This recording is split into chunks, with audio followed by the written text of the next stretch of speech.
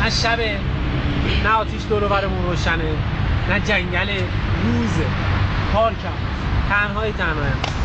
بیا داری چپ چپ میکنی نگاه به من، خودت باز میشی سه سوته به گاد بدم. آره شلی که کلماتم واضحه، همه دور و بری های من قاتلن. اگه ترسیدی برو کنار خواهشن. تکسان و سمسون تو جالبن، دیگه خیس کردی خودت کاملا، میگی همه دفعه زیر من. واقعا مثلا جالبن همه افکارت که شده البته اسباب ساختن اشعار من. آره درباره داشتن ارباب همیشگیه توی این منطقه. آره بیشتر سرت بازم بلا میارم، گفتن تو دیسپک داده قافیه‌ام کرده تکساتو بیشک زده، احتمال زنده موندن 6%. چرا فرار میکنی تو؟ آره از من باز میگی میشه کلماتت رو من ننداز، با شنیدن تو به صدام رسما باز شدی مثل یه پسر اگه که دست تنهاست.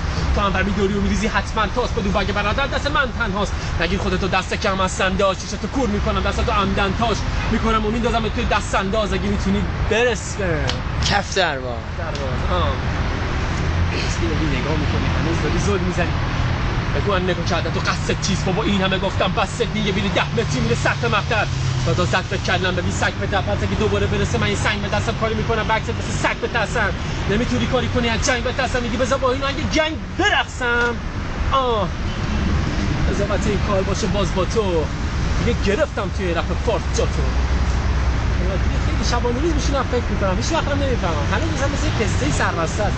برای چی خدا وکیلی، برای چی رپ میکنی؟ نکن بابا نکن. واسه گنده شدنت میدی استایل بیرون. بابا نکنیم کن، مگه اصراری بود.